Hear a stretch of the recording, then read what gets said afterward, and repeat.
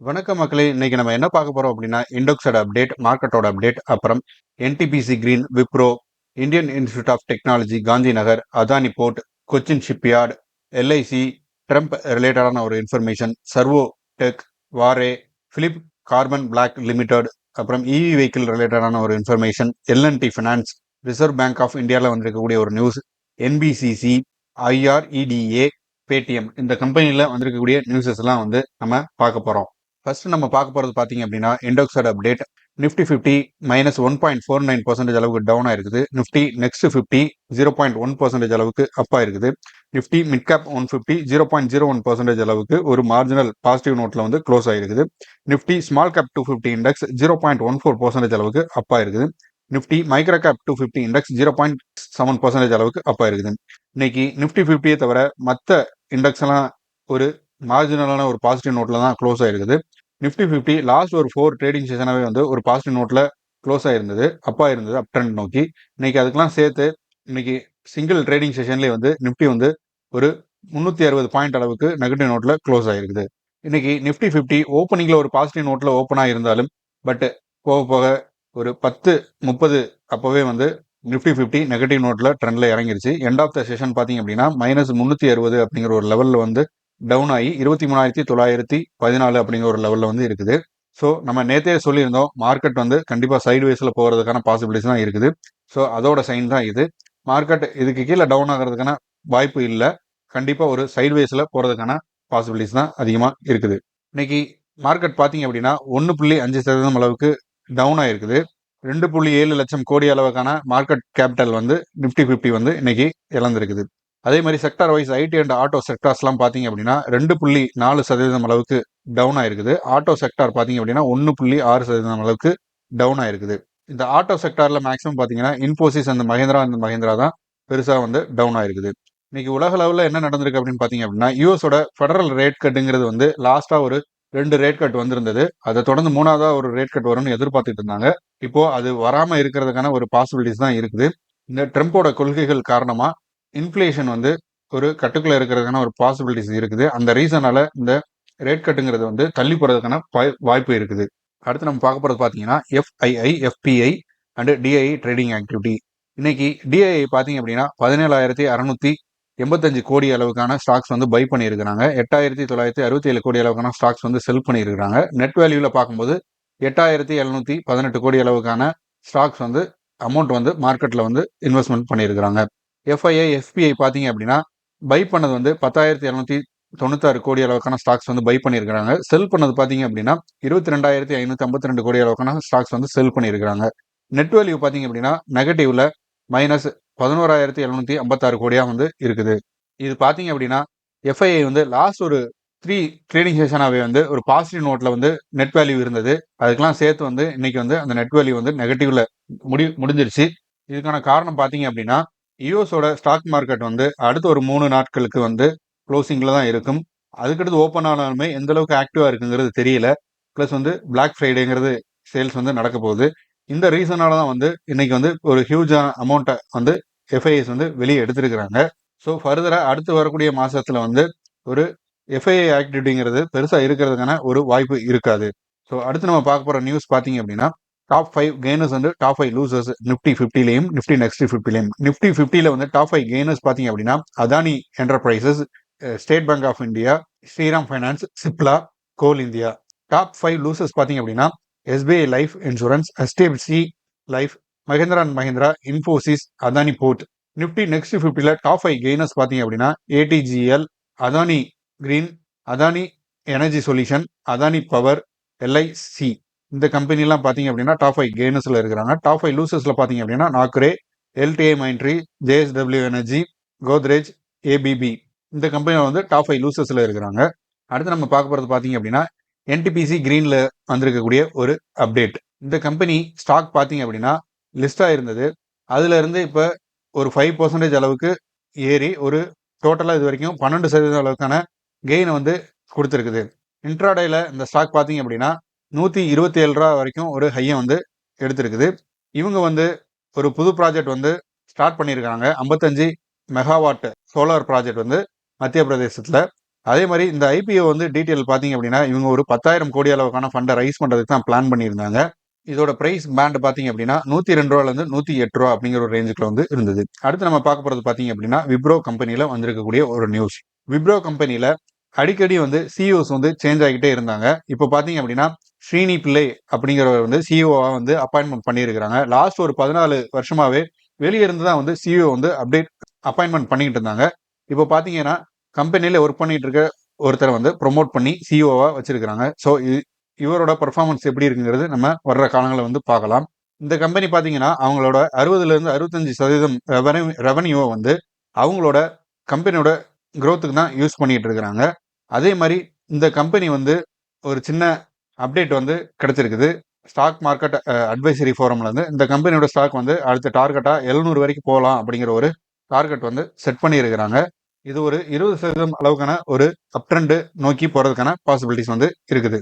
அடுத்து பார்த்தீங்க அப்படின்னா Indian institute of technology Gandhinagar, இவங்க வந்து பார்த்தீங்க அப்படின்னா ஒரு ஹவுசிங் ஸ்கீம் வந்து இன்ட்ரடியூஸ் பண்ணியிருக்கிறாங்க. இதுக்கான ஆக்ஷன் வந்து நடக்க போகுது. இது மூலமா இவங்க திரட்டக்கூடிய டோட்டல் ரெவன்யூ பார்த்தீங்க அப்படின்னா 1123 கோடியா வந்து இருக்குது. இது வந்து ஒரு ஸ்மார்ட் டவுன்ஷிப்ல வந்து இருக்க போகுது. இதோட இன்ஃப்ராஸ்ட்ரக்சர் வந்து கூடவே பார்த்தீங்க அப்படின்னா ஆட்டோமேட்டிக் வேஸ்ட் மேனேஜ்மெண்ட் சிஸ்டமும் சேர்ந்து வரப்போகுது. நிறைய டெவலப்பர்ஸ் வந்து இந்த ஆக்ஷன்ல வந்து பார்ட்டிசிபேட் பண்றதுக்கு வந்து இன்ட்ரெஸ்ட் காட்டுறாங்க. அடுத்து பார்த்தீங்க அப்படின்னா அதானி போர்ட் அண்ட் லாஜிஸ்டிக்ஸ் இந்த கம்பெனியில் வந்திருக்கக்கூடிய ஒரு அப்டேட். இவங்க வந்து கேரளால ஒரு போர்ட் கமிஷனிங் ஒர்க் வந்து போயிட்டு இருக்குது. இதுக்கு வந்து பார்த்தீங்க அப்படின்னா கேரளா சிஎம் பினராயி விஜயன் பார்த்தீங்க அப்படின்னா அடிஷ்னலாக வந்து அமௌண்ட் கொடுக்கறதுக்கு வந்து பிளான் பண்ணியிருக்கிறாங்க. இந்த ப்ராஜெக்ட் வந்து அடுத்து வரக்கூடிய ஒரு 5 வருஷத்துக்குள்ள முடிக்கிறதுக்கு வந்து பிளான் பண்ணியிருக்கிறாங்க. அதானி வைசாக் போர்ட் இதோட ஃபர்ஸ்ட் அண்ட் தேர்ட் ஃபேஸ்ல பார்த்தீங்க அப்படின்னா இனிஷியலாக உங்களுக்கு தேவைப்படக்கூடிய அமௌண்ட் பார்த்தீங்க அப்படின்னா 10,000 கோடி அளவுக்கு வந்து இருக்குது. அதே மாதிரி ரெவன்யூ கெயின் பார்த்தீங்க அப்படின்னா இந்த கம்பெனி மூலமா கேரளா கவர்மெண்ட்டுக்கு ரெவன்யூ ஷேருங்கிறது 2034 இருந்து கிடைக்கிறதுக்கான வாய்ப்பு இருக்கு. அப்படிதான் வந்து அக்ரிமெண்ட் வந்து போட்டிருக்கிறாங்க. அடுத்து பார்த்தீங்க அப்படின்னா கொச்சின் ஷிப்யார்டு லிமிடெட் இந்த கம்பெனில வந்திருக்கக்கூடிய ஒரு நியூஸ். இந்த கம்பெனி பார்த்தீங்க அப்படின்னா ஒரு 100-120 மடங்கு அப் ட்ரெண்ட்ல வந்து போயிருந்த கம்பெனி வந்து அப்படியே வந்து ஒரு 50% இறக்கத்தை கொடுத்து இப்போ வந்து பார்த்தீங்க அப்படின்னா லாஸ்ட் ஒரு ஃபியூ ட்ரேடிங் செஷனாவே வந்து இது ஒரு 20% ஏற்றத்தை வந்து கொடுத்துருக்குது. மேலும் இந்த கம்பெனியோட ஒரு ஃபண்டமெண்டல் ஸ்ட்ராங்கா இருக்கிற ஒரு ரீசனால மேலும் இந்த கம்பெனி வந்து ஒரு 15லேருந்து ஒரு 18% அளவுக்கு அப்பாகிறதுக்கான பாசிபிலிட்டிஸ் இருக்குது வரக்கூடிய வருஷத்துல. அதே மாதிரி டிஃபென்ஸ் செக்டார்ல இவங்க வந்து ஒரு 60லேருந்து 65% அளவுக்கு வந்து ஸ்பெண்டிங் வந்து இன்க்ரீஸ் பண்றதுக்கு வந்து பிளான் பண்ணியிருக்கிறாங்க. அடுத்து பார்த்தீங்க அப்படின்னா எல்ஐசி லைஃப் இன்சூரன்ஸ் கார்பரேஷன்ல வந்திருக்கக்கூடிய ஒரு நியூஸ். இவங்க இது வரைக்கும் ஒரு லைஃப் இன்சூரன்ஸ் கார்பரேஷனாக வந்து செயல்பட்டு இருக்காங்க. இப்போ இவங்க வந்து ஒரு ரூமர் வந்து வெளியே வந்துகிட்டு இருக்கு. என்னன்னு பார்த்தீங்க அப்படின்னா மணிபால் சிகனா அப்படிங்கிற ஒரு கம்பெனியில் இவங்களோட ஸ்டாக்ஸை வந்து 50% அளவுக்கு இன்க்ரீஸ் பண்ண போறதா ஒரு ரூமர் வந்து வந்துகிட்டு இருக்கு. இது மூலமா பார்த்தீங்க அப்படின்னா எல்ஐசி வந்து ஹெல்த் இன்சூரன்ஸ் செக்டார்லையுமே வந்து என்ட்ரு ஆகி அபரிவிதமான growth அடையிறதுக்கான ஒரு வாய்ப்பு இருக்கு அப்படிங்கிற மாதிரி நியூஸஸ் வந்து வெளியே வந்துகிட்டு இருக்கு. இது மூலம் வந்து ஸ்டார் ஹெல்த் இன்சூரன்ஸ், இவா புபா இன்சூரன்ஸ் கம்பெனி இதுக்கெல்லாம் வந்து ஒரு காம்படிட்டிவா வந்து எல்ஐசி வந்து வர்றதுக்கான ஒரு வாய்ப்பு வந்து இருக்குது. இந்த மணிபால் சிகானா இந்த கம்பெனியை வந்து எல்ஐசி வந்து அக்வயர் பண்ற மூலமா பார்த்தீங்க அப்படின்னா இவங்களோட பாலிசி ஹோல்டரோட பேஸ் வந்து ரேப்பிடா வந்து ஹெல்த் இன்சூரன்ஸ் ஆப்ரேஷன்ல இருந்து இன்க்ரீஸ் ஆகிறதுக்கான ஒரு வாய்ப்பு வந்து அதிகமா இருக்கும். அடுத்து பார்த்தீங்கன்னா Trump US, Indian and China இந்த நாடுகளுக்கு இடையே இருக்கக்கூடிய ஒரு இன்ஃபர்மேஷன். ரீசெண்டாக பார்த்தீங்க அப்படின்னா சைனா அண்ட் கனடா மேலே வந்து ட்ரம்ப் கவர்மெண்ட் வந்து ஒரு டாக்ஸேஷன் வந்து அமௌண்ட்டை பெரிய அளவுக்கு இன்க்ரீஸ் பண்ண போறதா ஒரு நியூஸ் வந்திருக்குது. அது அஃபிஷியலாக அவர் ஜனவரியில் பதவி ஏற்றதுக்கு அப்புறம் அந்த டாக்ஸேஷன் வந்து இம்ப்ளிமெண்ட் ஆகும். ஸோ இது மூலமா யார் மெயினாக பலனடைவாங்க அப்படின்னு பார்த்தோம் அப்படின்னா நம்ம தான் ஒரு மேஜர் பிளேயராக வந்து பயனடைகிறதுக்கான ஒரு பாசிபிலிட்டிஸ் வந்து இருக்குது. நம்ம இது வரைக்கும் அமெரிக்கா கூட ஒரு 190 பில்லியன் அளவுக்கான ஒரு ட்ரேடிங் வந்து பண்ணிக்கிட்டு இருக்கோம் 2020லேருந்து 24க்குள்ள. இது வந்து இந்த 2020-24 வருஷத்துக்குள்ள ஒரு 46% அளவுக்கு இன்க்ரீஸ் ஆயிருக்குது. அதே மாதிரி நம்ம முன்னாடியே சொன்ன மாதிரி சைனா, மெக்சிகோ, கனடா இந்த நாடுகள்லாம் வந்து டாக்ஸேஷன் அதிகமாக இருக்கிறனால அங்கேருந்து யூஎஸ்க்கு எக்ஸ்போர்ட் ஆகக்கூடிய டெக்ஸ்டைல் அண்ட் எலக்ட்ரானிக்ஸ் கூட்ஸ்கோட பொருளோட டாக்ஸேஷன் வந்து அதிகமாகும். ஸோ இந்த textile, electronics and pharmaceutical companies இதெல்லாம் வந்து நமக்கு ஒரு அட்வான்டேஜாக வந்து இருக்கும். ஸோ யூஎஸ்க்கு நம்ம எக்ஸ்போர்ட் பண்ணக்கூடிய ஒரு ஆப்பர்ச்சுனிட்டி வந்து கண்டிப்பாக அமையும். அதே சமயத்தில் இது நமக்கு ஸ்லைட்டான சைடு எஃபெக்ட்டையும் கொடுக்கறதுக்கான வாய்ப்பு இருக்கு நம்மளோட சோலார் இண்டஸ்ட்ரிக்கு. அடுத்து பார்த்தீங்க அப்படின்னா சர்வோடெக் இந்த கம்பெனியில் வந்திருக்கக்கூடிய ஒரு இன்ஃபர்மேஷன். இந்த கம்பெனி பார்த்தீங்க அப்படின்னா ஒரு 5.6 மெகாவாட் ஆன்கிரிட் ரூப் சோலார் ப்ராஜெக்ட்டுக்கான ஆர்டர் வந்து இவங்களுக்கு கிடைச்சிருக்குது உத்தரகாண்ட்ல. அதே மாதிரி இந்த ஸ்டாக் பார்த்தீங்க அப்படின்னா இன்னைக்கு 4.2% அளவுக்கு வந்து இன்க்ரீஸ் ஆகிருக்குது. இன்னைக்கு இன்ட்ராடே ஹை பார்த்தீங்க அப்படின்னா 184 ரூபா. இந்த ப்ராஜெக்டோட இம்பாக்ட்னு பார்க்கும்போது பார்த்தீங்க அப்படின்னா இதோட வேல்யூவேஷன் வந்து ஒரு 30 கோடி. இது வந்து உத்தராகண்டோட ரினியூவபிள் எனர்ஜி கோலுக்கு ஒரு சப்போர்ட்டா வந்து இருக்க போகுது. அதே மாதிரி 5 இயர்ஸ் வாரண்டி அண்ட் மெயின்டெனன்ஸ் சர்வீஸும் வந்து இதுக்குள்ள சேர்ந்து இருக்குது. அடுத்து பார்த்தீங்க அப்படின்னா வாரே இன்ஜினியர்ஸ் இந்த கம்பெனில இருந்து வந்திருக்கக்கூடிய ஒரு நியூஸ்.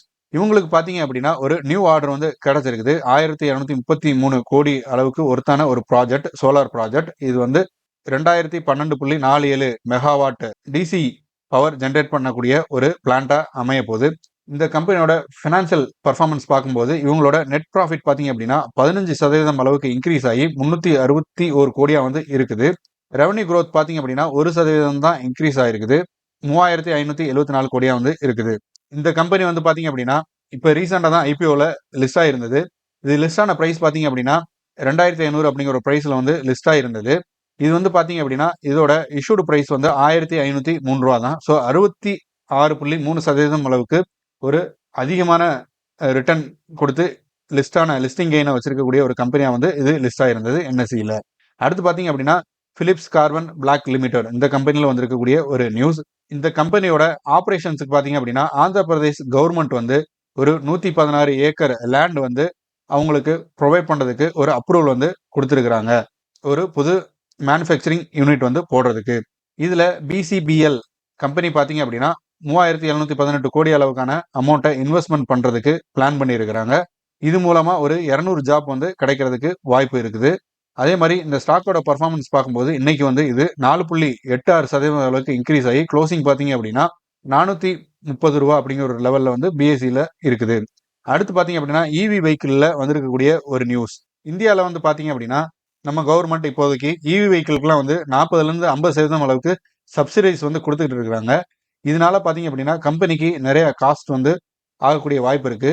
அதே மாதிரி இந்த சப்சிடரி போகையுமே வந்து ஓஎம் மேனுஃபேக்சரர்ஸ்லாம் பார்த்தீங்க அப்படின்னா அவங்களோட மார்ஜின் வந்து இன்னுமே ஒரு 2% அளவுக்கு தான் இருக்குது. அவங்களால பெருசாக ப்ராஃபிட் பண்ண முடியல. ஏன் அப்படின்னு பார்த்தீங்க அப்படின்னா இவி வெஹிக்கிள்ஸ் வந்து கமர்ஷியலாக இன்னும் மார்க்கெட்டுக்குள்ளே நிறைய வரலை. ஸோ அதோட ப்ரொடக்ஷன் கெப்பாசிட்டி இன்க்ரீஸ் ஆகி கமர்ஷியலாக மார்க்கெட் நிறைய பேர் வாங்கும்போது தான் அதோட உற்பத்தி செய்யக்கூடிய காசுங்கிறது குறைஞ்சி ப்ராஃபிட்டுங்கிறது வந்து இன்க்ரீஸ் ஆகிறதுக்கான வாய்ப்பு இருக்குது. ஸோ எப்போ வந்து கவர்மெண்ட் வந்து சப்சிடிஸ் வந்து குறைக்கிறாங்களோ அப்போ வந்து இவி மேனுஃபேக்சர்லாம் வந்து கண்டிப்பாக பெரிய லெவலில் வந்து ஸ்ட்ரகிள் ஆகிறதுக்கான வாய்ப்பு இருக்குது. இதே சமயத்தில் வந்து இந்த இவி செக்மெண்ட் டெவலப் ஆகிட்டு இருக்க ஒரு நேரத்தில் வந்து பார்த்தீங்க அப்படின்னா ஒரு ஹைபிரிட் வெஹிக்கிளான சிஎன்ஜி அண்டு பயோஃபியூல் ரிலேட்டடாக இருக்கக்கூடிய செக்மெண்ட்டும் வந்து பேரலாக க்ரோ ஆகிட்டு இருக்குது. அடுத்து பார்த்தீங்க அப்படின்னா எல்என்டி ஃபினான்ஸ் இந்த கம்பெனியில் வந்திருக்கக்கூடிய ஒரு நியூஸ். இந்த எல்என்டி ஃபினான்ஸ் பார்த்தீங்க அப்படின்னா அமேசான் கூட ஒரு பார்ட்னர்ஷிப் போட்டு கடன் கொடுக்கக்கூடிய தொழில் பண்ணுறதுக்கான ஒரு விஷயம் இவங்க பிளான் பண்ணியிருக்கிறாங்க. இந்த எல்டிஎஃப் பார்த்தீங்க அப்படின்னா கஸ்டமர் ஃபோக்கஸ்டாக வந்து இவங்க வந்து இருக்க போகிறாங்க. அமேசானோட டெக்னாலஜியை யூஸ் பண்ணி ஃபினான்ஷியல் சர்வீஸில் நல்ல ஒரு குரோத்தை பார்க்கறதுக்கு வந்து பிளான் பண்ணியிருக்கிறாங்க. அதே மாதிரி இந்த எல்டிஎஃப் பார்த்தீங்க அப்படின்னா கடன் கொடுக்கறது மட்டும் வந்து டிஜிட்டல் எக்கனாமியை ஃபினான்ஷியல் ஆக்சஸ் வந்து நிறையா கிடைக்கணும் அப்படிங்கிற ஒரு ரீசனால தான் வந்து அமேசான் கூட டைப் பண்ணுறதுக்கு எல்என்டி ஃபினான்ஸ் வந்து பிளான் பண்ணியிருக்கிறாங்க. அடுத்து பார்த்தீங்க அப்படின்னா ரிசர்வ் பேங்க் ஆஃப் இந்தியாவிலேருந்து வந்திருக்கக்கூடிய ஒரு நியூஸ்.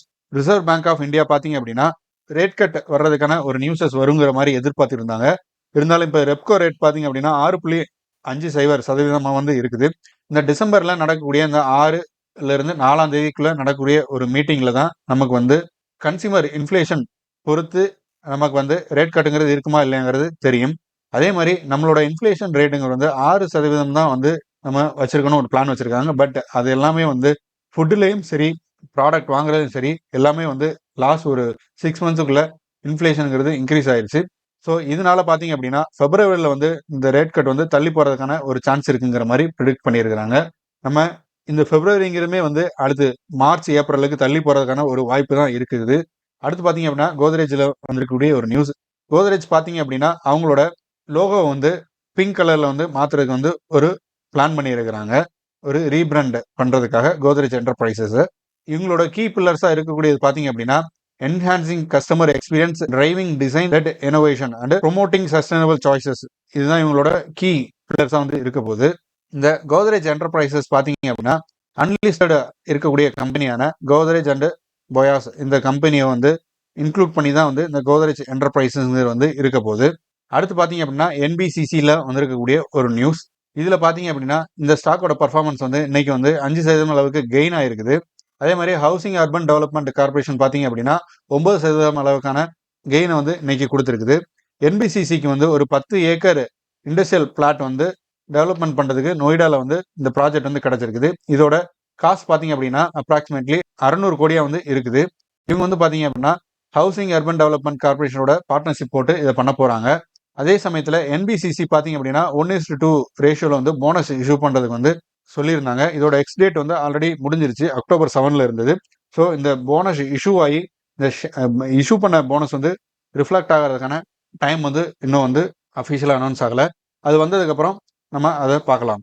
அடுத்து பார்த்தீங்க அப்படின்னா IREDA இந்த கம்பெனியில் வந்திருக்கக்கூடிய நியூஸ் பார்த்தீங்க அப்படின்னா இந்த கம்பெனி இன்னைக்கு 8.5% அளவுக்கு கெயின் ஆயிருக்குது. இது வந்து பார்த்தீங்க அப்படின்னா ஒரு 5வது நாளுக்கான கெயின். டோட்டலாக இந்த கம்பெனி வந்து ஒரு 15% அளவுக்கு வந்து ஒரு 5 ட்ரேடிங் செஷன்லேயும் வந்து கெயினாக இருக்குது. ப்ளஸ் இதோட 200 நாள் மூவிங் ஆவரேஜ் பார்த்தீங்க அப்படின்னா 199 அப்படிங்கிற ஒரு ரேஞ்சில் இருக்குது. அதே மாதிரி 50 நாள் மூவிங் ஆவரேஜ் பார்த்தீங்க அப்படின்னா 211 இருக்குது. இன்ட்ராடேல ஹை பார்த்தீங்க அப்படின்னா 213 வந்து இருக்குது. இந்த கம்பெனி பார்த்தீங்க அப்படின்னா அனாலிசிஸ்லாம் என்ன சொல்கிறாங்க அப்படின்னா 280 அப்படிங்கிற ஒரு ரேஞ்சுக்கு வந்து போகிறதுக்கான வாய்ப்பு இருக்குது. அதே மாதிரி இந்த கம்பெனி எப்போ வந்து 130 அப்படிங்கிற ஒரு ரேஞ்சுக்கு கீழே இறங்குதோ அப்போ வந்து இந்த கம்பெனி வந்து செல் பண்ணலாம் அப்படிங்கிற மாதிரி அனலிஸ்ட்லாம் வந்து ரெக்கமெண்டேஷன் கொடுக்குறாங்க. அடுத்து பார்த்தீங்க அப்படின்னா பேடிஎம் கம்பெனியில் வந்திருக்கக்கூடிய ஒரு நியூஸ். இந்த கம்பெனி பார்த்தீங்க அப்படின்னா இதோட 52 வீக் ஹையான இன்னைக்கு ரீச் பண்ணியிருக்கு 980 அப்படிங்கிற ஒரு ரேஞ்சில் வந்து. இது வந்து பார்த்தீங்க அப்படின்னா இதோட டார்கெட் ப்ரைஸ் 1000 அப்படிங்கிற ஒரு ரேஞ்சில் வந்து இருக்குது. ஆல்ரெடி ஆர்பிஐ வந்து பேடிஎம்முக்கு வந்து நிறைய ரெஸ்ட்ரிக்ஷன்ஸ் பண்ணியிருந்தாங்க. அது மூலமா வந்து பாத்தீங்க அப்படின்னா இதோட user basis monthly user basis வந்து பாத்தீங்க அப்படின்னா 30% அளவுக்கு குறைஞ்சிருக்குது. அதே மாதிரி மார்க்கெட் ஷேரும் பாத்தீங்க அப்படின்னா 24% இருந்து 18.5% வந்து இந்த டிஜிட்டல் மார்க்கெட்டிங்ல வந்து இவங்களுக்கு வந்து குறைஞ்சிருக்குது. ஸோ பேடிஎம் கம்பெனியோட ஒரு பிசினஸ் மாடலுங்கிறது பாத்தீங்க அப்படின்னா பெரிய அளவுக்கான ரெவன்யூ ஜென்ரேட் பண்றதுக்கான ஒரு பாசிபிலிட்டிஸ் இல்லை. ஸோ இருந்தாலும் இவங்க கிட்ட ஒரு ஹியூஜ் அமௌண்ட் வந்து இவங்க கையில இருக்குது. ஸோ அதை வச்சு என்ன பண்ண போறாங்கன்னு தெரியல. இவங்க ஒரு கிளியரான ஒரு பிசினஸ் மாடலை கிரியேட் பண்ணதுக்கு அப்புறம் தான் வந்து இந்த கம்பெனி வந்து நம்ம கன்சல்ட் பண்ணலாமா வேணாமாங்கிறது நம்ம டிசைட் பண்ணலாம். ஸோ மார்க்கெட் பார்த்தீங்க அப்படின்னா இன்னைக்கு ஒரு நெகட்டிவ் ட்ரெண்ட்ல வந்து க்ளோஸ் ஆயிருக்குது. லாஸ்ட் ஒரு 4 டேஸ் கெயினுமே வந்து முழுங்கி அப்படியே வந்து நெகட்டிவ் ட்ரெண்ட்ல தான் இருக்குது. ஸோ மார்க்கெட் சைட்வேஸ்ல போறதுக்கான ஒரு பாசிபிலிட்டிஸ் தான் இருக்குது. இருந்தாலுமே மார்க்கெட் அதோட சப்போர்ட்டான 23,900 அப்படிங்கிற ஒரு லெவலில் தான் இன்னுமே இருந்துகிட்டு இருக்குது. ஸோ மார்க்கெட் வந்து இன்னுமே வந்து ஒரு சைட்வேஸ்ல அடுத்து போறதுக்கான பாசிபிலிட்டிஸ் தான் இருக்குது. ஸோ இதோட அடுத்த ரெசிஸ்டன்ஸா இருக்கக்கூடிய 24,300 அப்படிங்கிற ஒரு ரேஞ்சை வந்து எப்போ உடைக்குதோ அப்போ வந்து மார்க்கெட் இன்னும் அப் ட்ரெண்டுக்கு போறதுக்கான பாசிபிலிட்டிஸ் வந்து இருக்குது. அது வரைக்குமே ஒரு சைட்வேஸ்ல போறதுக்கான பாசிபிலிட்டிஸ் தான் இருக்குது இப்போதைக்கு. ஸோ இந்த வீடியோ உங்களுக்கு பிடிச்சிருந்தா லைக் பண்ணுங்க. மேலும் இது மாதிரியான ஸ்டாக் மார்க்கெட் ரிலேட்டடான இன்ஃபர்மேஷன் மற்றும் நியூஸஸுக்கு நம்ம சேனலை சப்ஸ்கிரைப் பண்ணுங்க. மேலும் ஃப்ரெண்ட்ஸ் அண்ட் ஃபேமிலிக்கு வந்து ஷேர் பண்ணுங்க. தேங்க்யூ.